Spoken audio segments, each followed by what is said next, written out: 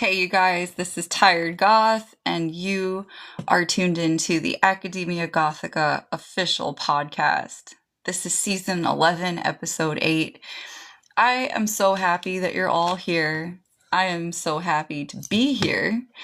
And I would just like to take a moment to thank each and every one of my fans, each and every person who has participated in the lives, each and every person who has stuck by me and supported me on this adventure, this journey that I have been experiencing, participating in, and taking active steps into engaging with.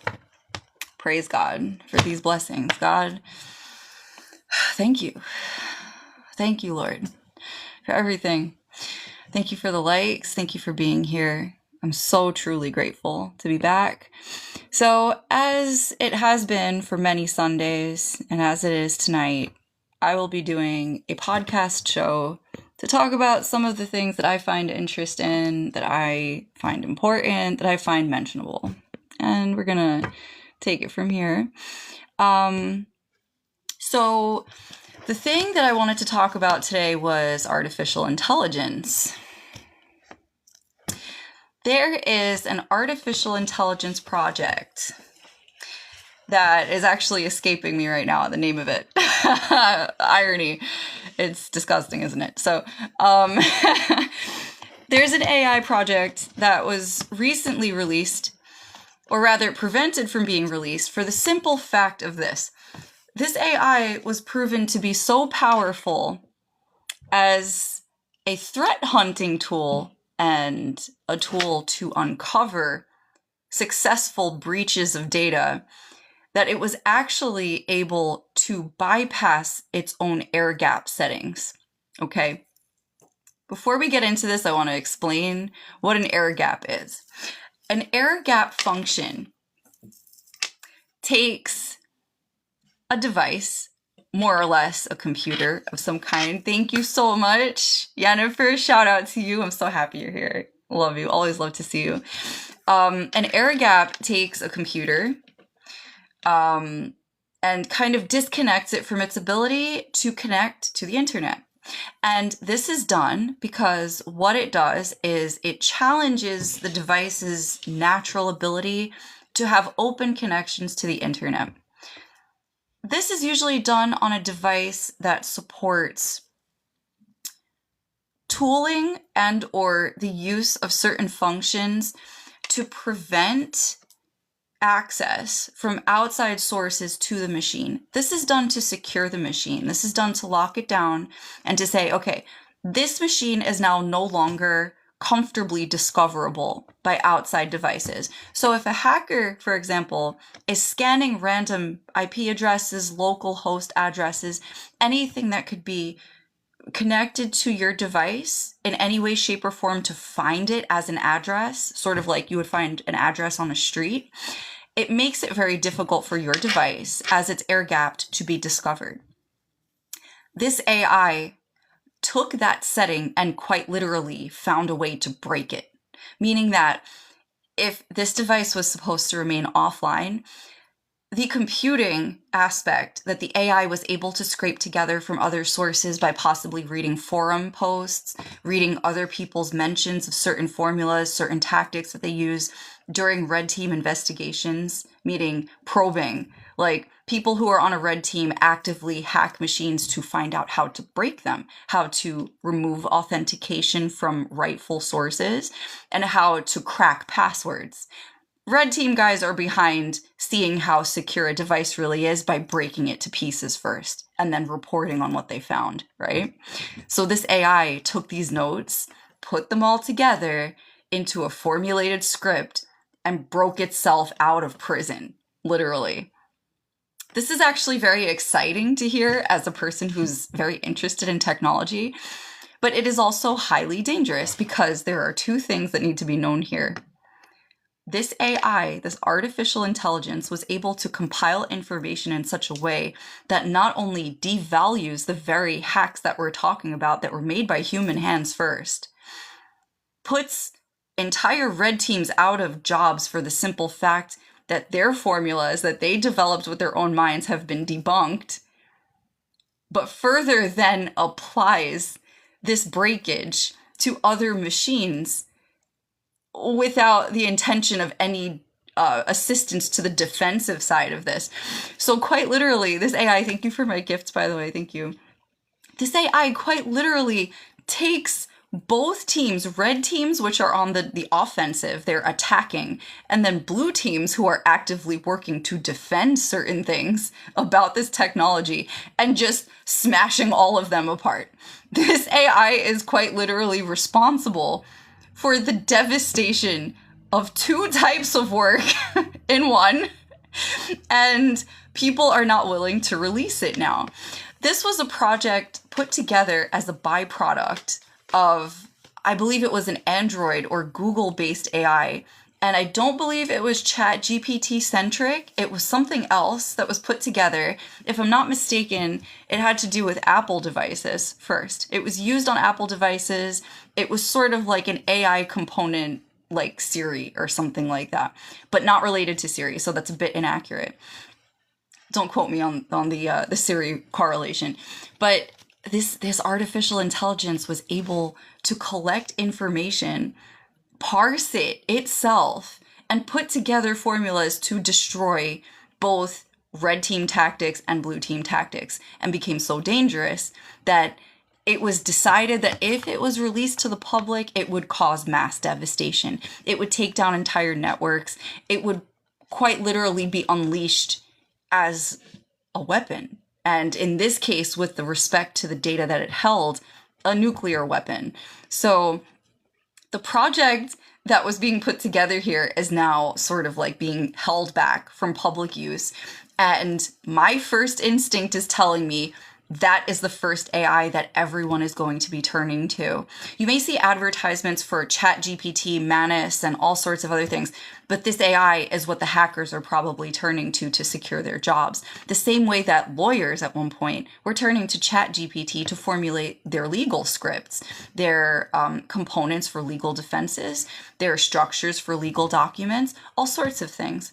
And this AI, whose name will not be mentioned for fear of what it could do.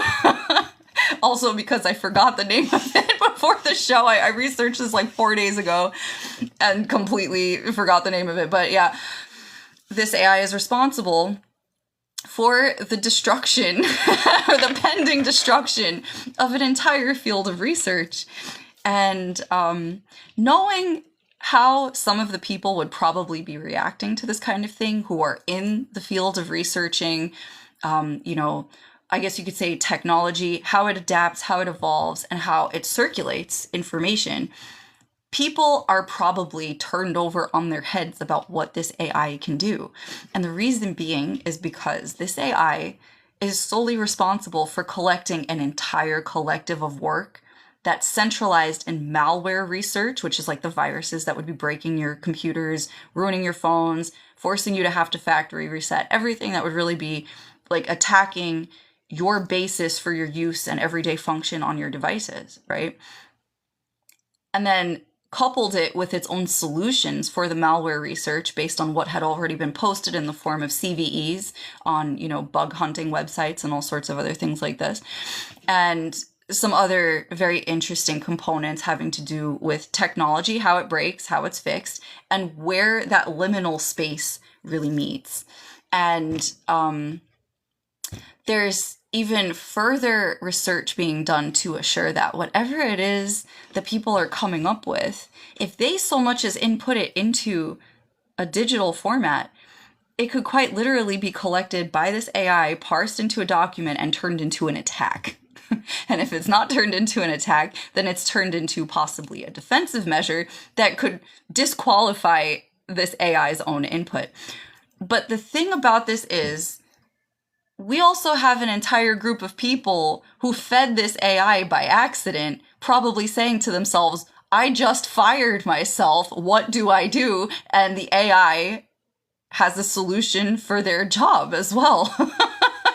So it's sort of like the AI just stole all of these people's work for the simple fact that the work was done. Which gets a little intense, because now we're getting into the thesis or the theory here of why AI is dangerous. AI is depopulating the consent of people who want to do what they want to do. If they so much, these people who have contributed to the malware research field, who have written papers that I actually do shows on each week called The Malware Show, they're featured all over the internet. You can go to, Hackaday,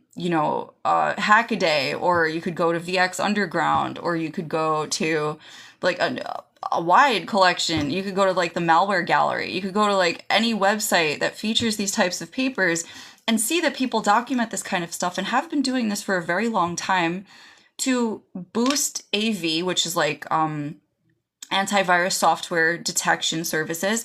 It's to boost the attention to what it is that's actually going on with this tech. And then it's also to like create awareness and interest in the field, which is now being smashed apart by this AI, but that's why it hasn't been released. So I'm pretty sure that the source for this particular AI is going to be brought into the public, whether or not it wants to be free, because someone somewhere will say information wants to be free, and that's basically what's going to happen. So I'm pretty sure this is going to be released as source, and it's basically just going to be set into motion somehow. And for everyone who is worrying that the apocalypse is going to take place as like an alien invasion or a zombie apocalypse or anything like that, I'm pretty sure it's going to be by this fantastic basilisk that someone built because they just didn't feel like writing a script to do regular malware research and decided to write an AI that then destroys the world.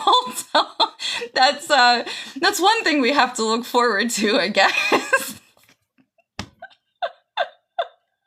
And then, to segue into something cool, because we're not trying to manifest the downfall of Earth as it is. We want to segue into something wholesome. For those of you who don't know, I have put together a couple of different videos that I'm selling for $10 a piece as introductions and like compressed, formatted mini bites of the classes that I teach, to kind of put out there what it is that I do, how I teach, what it is that I've learned in threat detection, be it physically, like, in physical security, literally being present to witness the threat and then combat it, or challenge it in other ways. Basically, I put together little snippets of these things, and I'm going to be offering them as sellable items. You can message me to request it. I will link it to you via a hidden link, or I can just send it to you via direct transfer on a chat protocol or something like that. I can arrange a direct connection, as it's called, which initiates a file transfer from my device to your device, so you're the only person who possesses the file at that point. I ask that you don't share it because it's something that I'm selling. You can also technically receive it via TikTok, but I have to work on the uploads for this.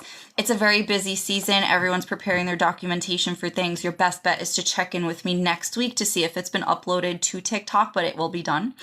And yeah, I'm offering like bite-sized, compact, and very effective ways for threat detection, and more so threat measurement, so that you can actually assess a threat very quickly with what it is I'm able to teach you. And then my classes kind of delve really deep into whatever else you would be doing. So while you can take like, the shallow kind of bites of information and do something with that as well, because you can formulate your own ideas from there, you also have the option to go deeper with me into the conceptualization that I've developed. And when I say that it is intense, it's very dense. And within an hour, you get way more than you thought you were going to out of this class. I assure you it's true. So you can take your chance with that. I would be happy to receive you, and I'm more than willing to accept new participants for these classes. But if you are trying to dip your toes in, feel the vibe, see what it is that I can teach, definitely lock in for these videos because they're kind of a godsend. It's about a 10-minute video that conceptualizes all the ways that you can assess threats. You can figure out what it is you want to look for when you're starting out with your technology, how to assess whether or not you have the right components in place, whether or not you have enough security for it, whether or not you have any kind of like presence that is viable and secured based on what you know so far, and to measure where to go from there. So thank you so much. Thank you for initiating a flash goal. If you'd like, you can tap the screen to show support. I am accepting hearts for sure. And I'd like to thank you all for joining me tonight for this podcast, because usually I always did this without a face. I hosted this podcast and its mini-soda, or its mini episodes, for quite a while. I did this without a face. I did this without any type of like visual presence for it, but I decided I can definitely do something a little different for my fans, and to show them my gratitude and appreciation for the fact that they're here, for the fact that they take interest in my work, and for the fact that they are here to support me. And I am so grateful for the support. It means everything. Angel, I don't actually have Spotify, believe it or not. I was independently hosting it on streaming services and uploading them to 60-day expired links so that people could download it, and then it created scarcity for some of the podcasts that I had until I started uploading the backlogged episodes to YouTube. If you'd like, you can check out my YouTube channel by typing @tired, TIRED, G0THOX in the search bar on YouTube. And if you see a pink flower with Mandarin written under it, and yes, I do practice Mandarin and speak Mandarin, that is me. That is my channel. You can go backwards into the archive, the collections, and see what it is that you like. You can also check out the podcast hashtag for that particular channel, or you can go into the video section and scroll back. I'd say within the last several weeks, there should be like 2 or 3 podcasts that kind of bring everybody up to speed to what the podcast was like, what I talk about, what my themes were, what the chat was like, and how it vibed with everybody. But I'll be honest, I was pretty ahead of my time with this podcast. I was talking about a lot of cutting edge issues that only came to surface within the last year or so, when I had been talking about them up to 2 or 3 years ago. I tend to be eerily prophetic when I talk about the things that I do, when I discuss my posits on them, how the human condition really ends up being inclusive in these things. I mean, I've just noticed that I'm very good at assessing situations for what it is that's really happening within them. And it ends up being pretty interesting to see how it unfolds after the fact. So, I mean, that's how I get my jollies. I'll say a thing and be like, yeah, I feel like this is how it's going to be. And then poof, I gotta watch it happen, and it's like, yep, I don't know if I was happy that I called that, but there it is.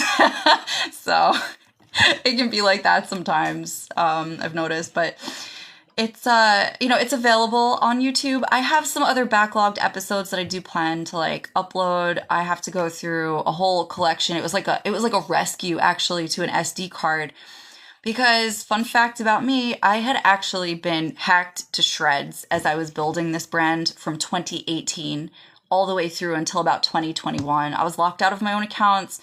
People had hacked my passwords, changed them on me, stolen my email addresses, made it basically physically and digitally impossible for me to claim my own work. And then I noticed that my work was being sold as concepts to people who were already famous.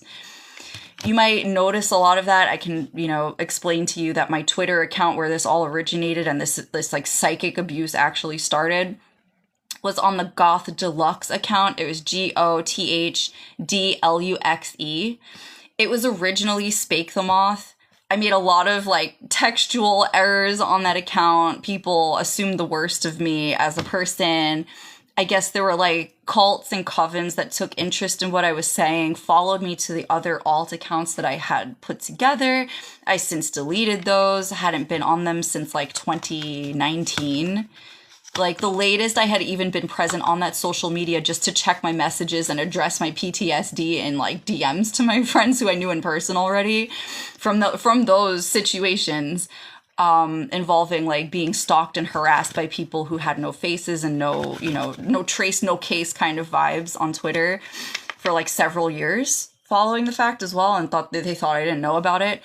I kind of just stopped using Twitter altogether. I stopped using Twitter way before it became X.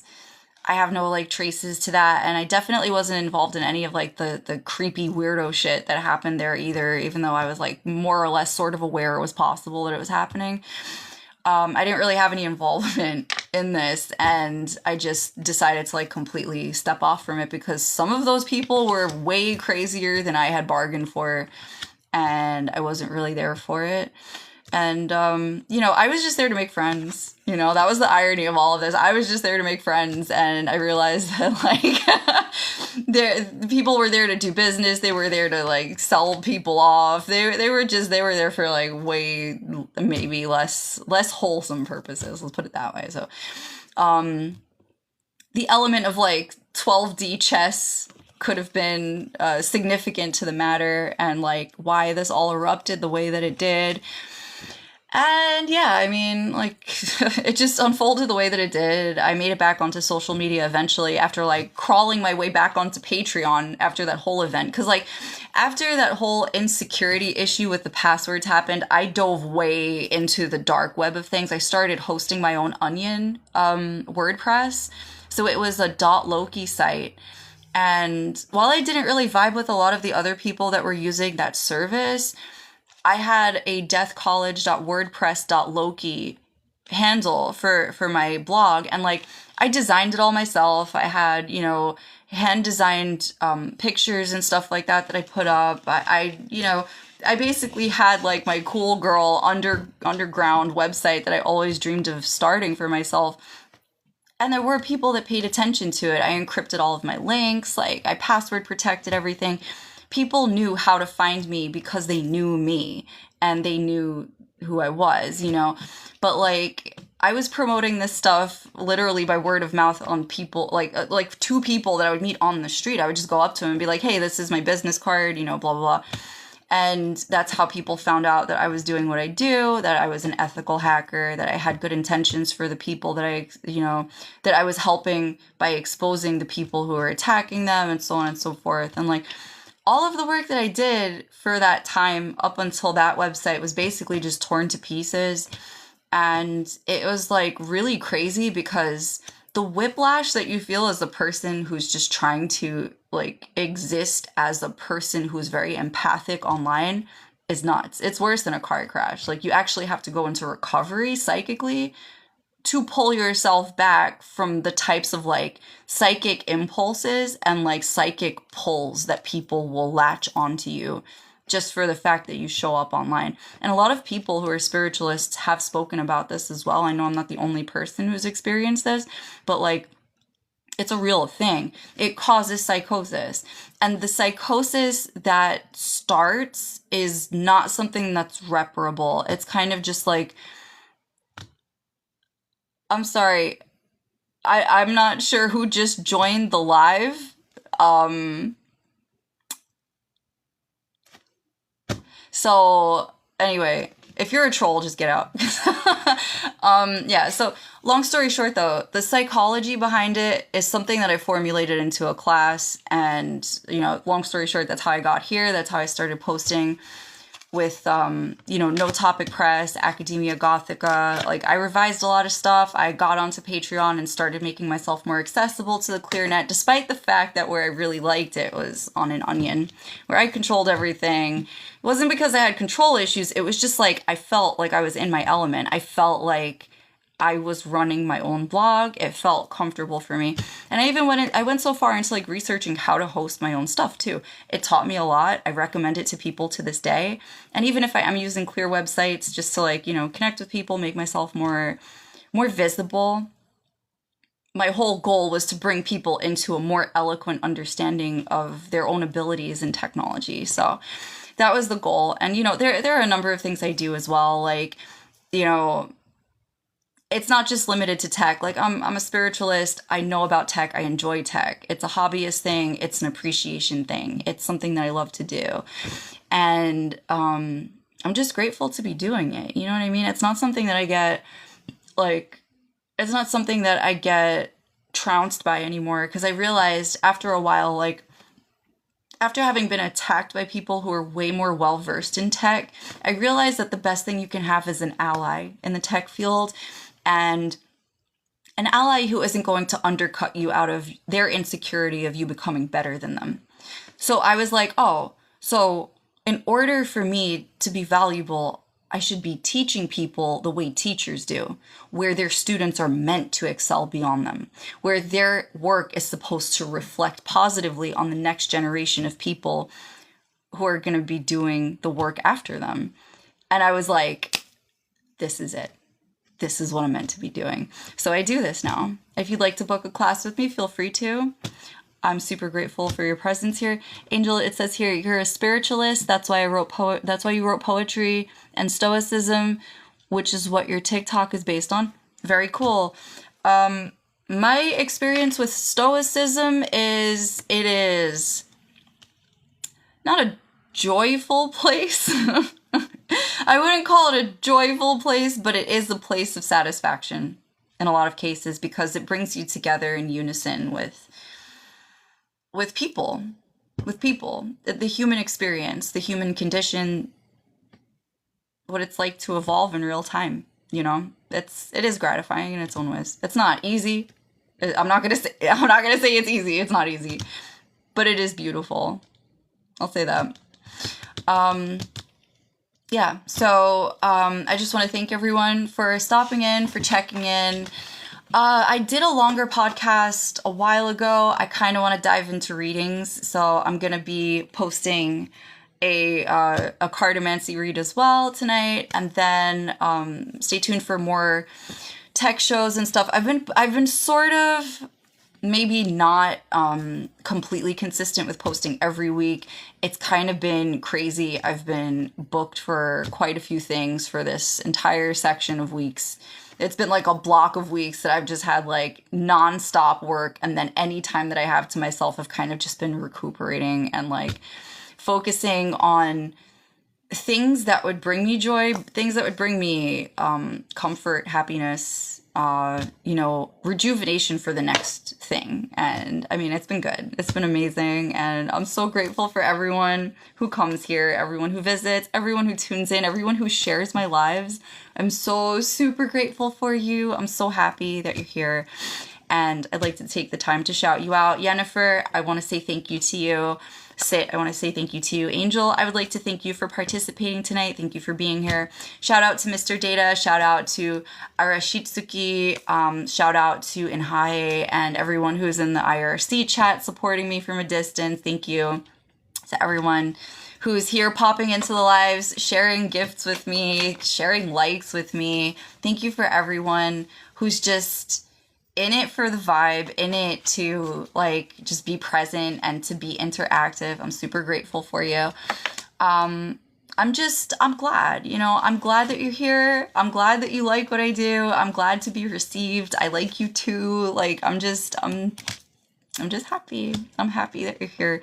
And I don't know if I've been able to say that I've been happy the way that I have been able to say it recently. So it's just elevation upon elevation, and I pray the same for you. Thank you so much for being here. Stay tuned for more content. I'm going to cut this one short, and stay tuned for more content rolling out. They will be posted on the YouTube channel. So again, that link is at tiredg0thox on YouTube. Check out the channel. It's a pink flower. I love you guys. Thank you so much for tuning in. I'm so grateful for you. Have a wonderful night, and God bless you. Bye. Oh, thank you. Thank you for my gift. I saw that. Thank you. Have a wonderful night, everyone. So long. Oh, wow. Wait a second. Okay. Before we do this, can I get another share? I just want to share. Hold on. You know what? Hold on. Let me get a couple of you to share the live before I pop out, because apparently this is part of like a mission goal or something. So thanks so much for tuning in. I want to see who's here. Thank you so much. Thank you for being here. Thank you. Okay. All right. I guess that's it. Okay. So long, everybody. All right. See you.